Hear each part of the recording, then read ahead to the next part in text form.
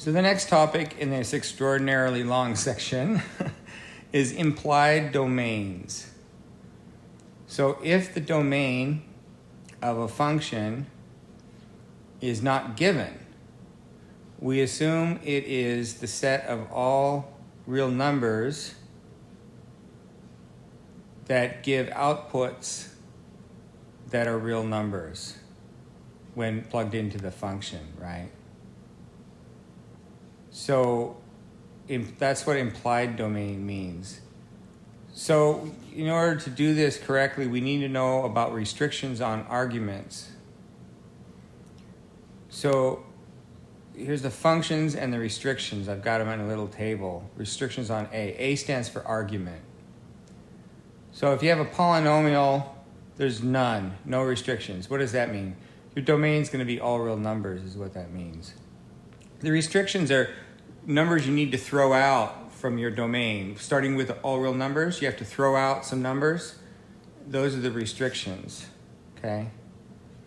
B to the A, none. Restrictions on A. There's no restriction on A there. It can be any real number. That's called an exponential function. So its domain would be all real numbers. Nth root of A with n odd, no restrictions on A at all. Okay, so those are always nice. Nth root of A with n even, A, the argument, now this is the argument of the nth root. The argument has to be greater than or equal to 0.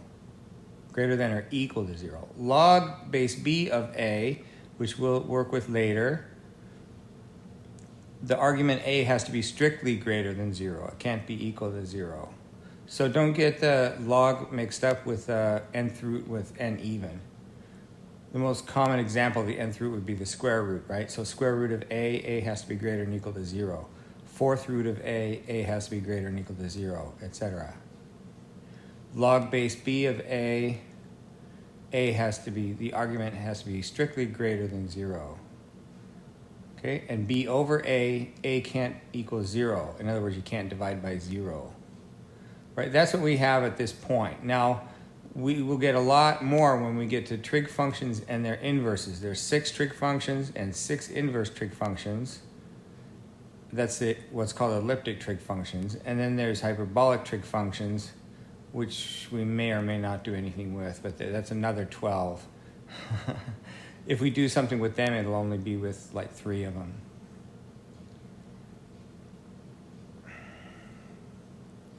Note that the restrictions are on A, the argument of the function, not necessarily X. It's not necessarily the input.